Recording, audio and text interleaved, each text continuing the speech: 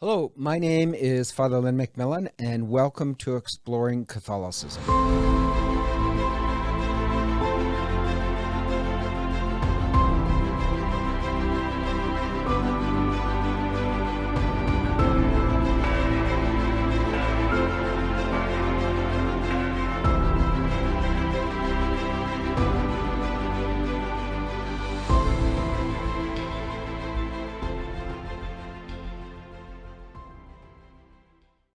Hello, my name is Father Len McMillan. I'm the pastor here at St. Pius, and we're continuing our study on the Gospel of Luke, and this is meal number 8, often called the Last Supper. Although in the Gospel of Luke, it's not the Last Supper, it's meal number 8, because there's still 2 more meals with the resurrection. But meal number 8 in the Gospel of Luke, the Last Supper, it's really important because in the last 7 meals, Jesus is promiscuous on welcoming other people to the table. He is always welcoming people. Except the really odd part is starting with this, the last 3 meals, starting with this one, Jesus becomes exclusive.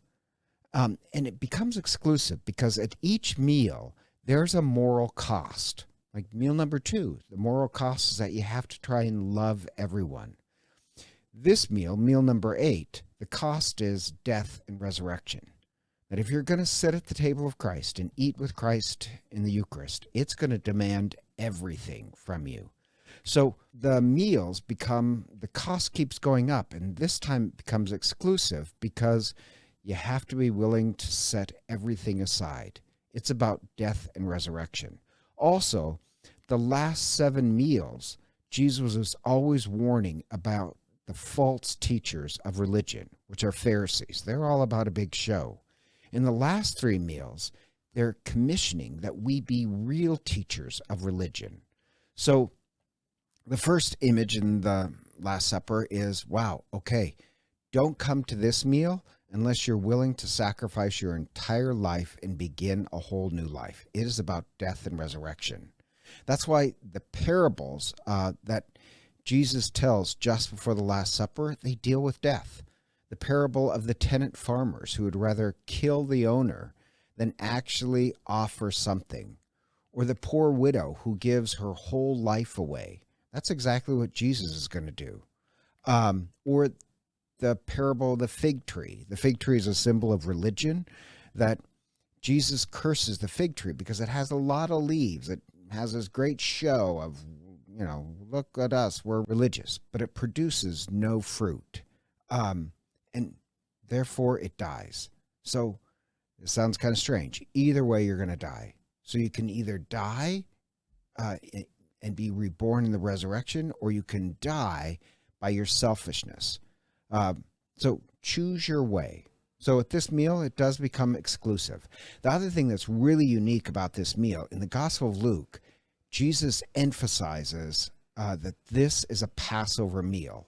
Nobody emphasizes the Passover more than Luke. He keeps repeating that this is a Passover meal.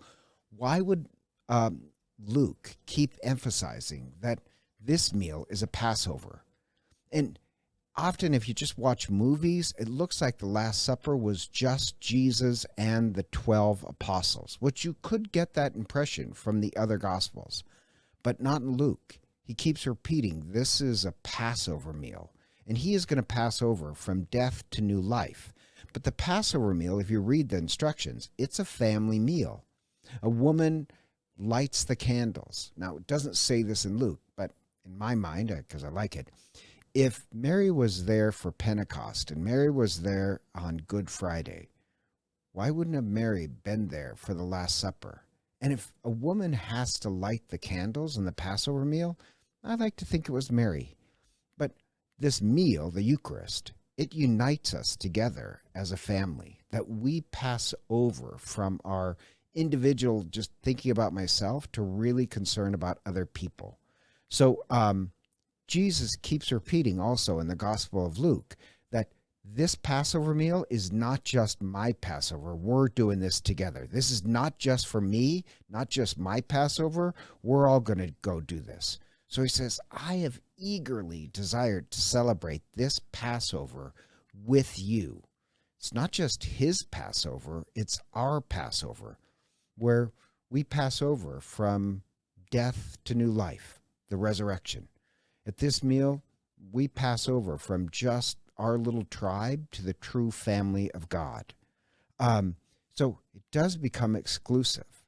You have to really leave something behind on this meal. But what you get is a foretaste of the resurrection. God bless. If you like today's topic, please consider joining us Tuesday morning in the Great Room following daily Mass. God bless.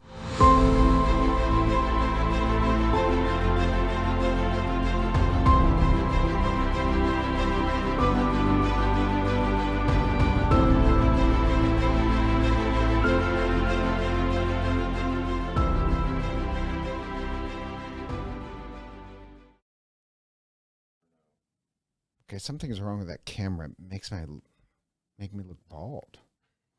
Is my hair thinning? Seriously.